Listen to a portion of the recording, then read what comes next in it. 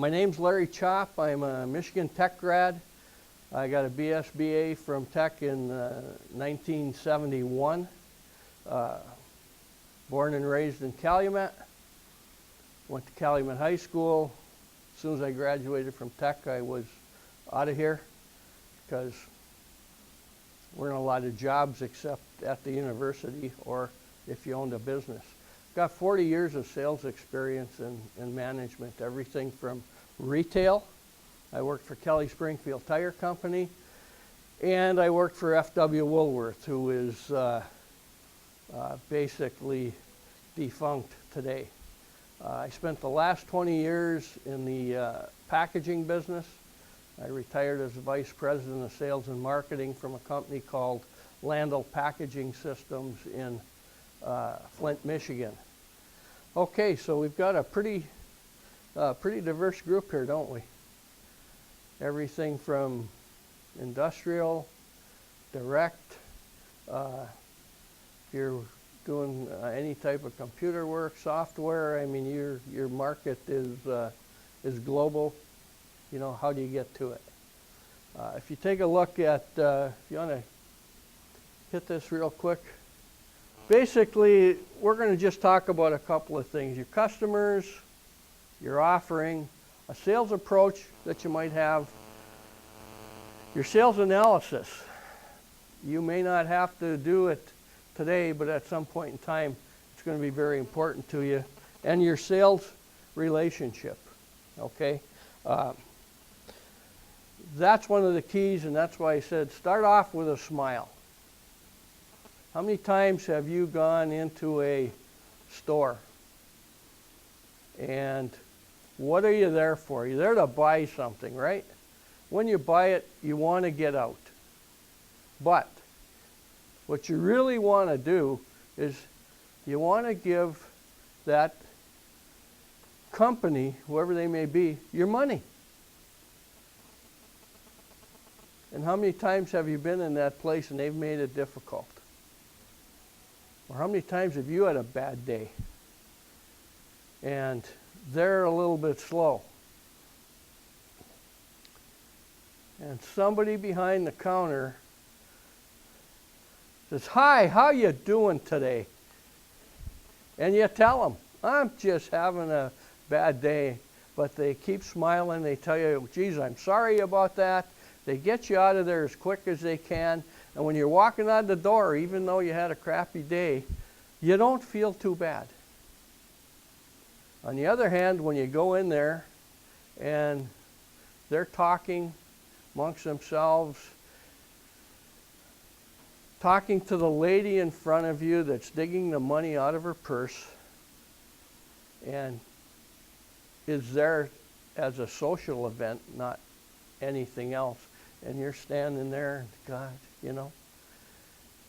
And then when you get up there, they don't look at you. Hi, bang, bang, bang, bang, bang. Put the stuff in the bag. That'll be $29.44, please. Give them 30 bucks. They can't figure out the change. They're looking at the cash register. The supervisor comes over and says, "Hurry up, we got to change the drawer. There's a shift change," and you're standing there. All you want is your 56 cents and your bag, and you want to go. And what happens? You don't go back. You find someplace else to buy. I wrote some notes for myself too that I don't have on here. So here's something that's that I want to hit with you guys is at some point, if you start up a business and your business grows, you as the owner are not going to be the only salesperson. You may be the key salesperson, but you're probably not going to be the only one. Okay?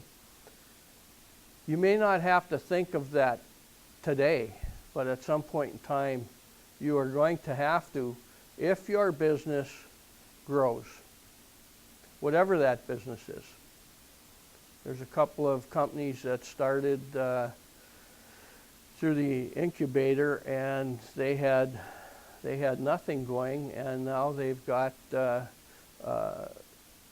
10 employees sitting over at the Lakeshore Center. All tech grads, some of them still in school. And I was telling the two owners, I said, you guys do most of the selling. These 10 people are salespeople also. Every time somebody who works with you does the job right, they're helping you with your sales. The other key is everybody who is in the selling process, I mean everybody, has to be knowledgeable. There's nothing worse than going to a customer and giving a sales pitch than having to go back to the ranch and figure out how you're going to do it. Now, it's okay to leave that client.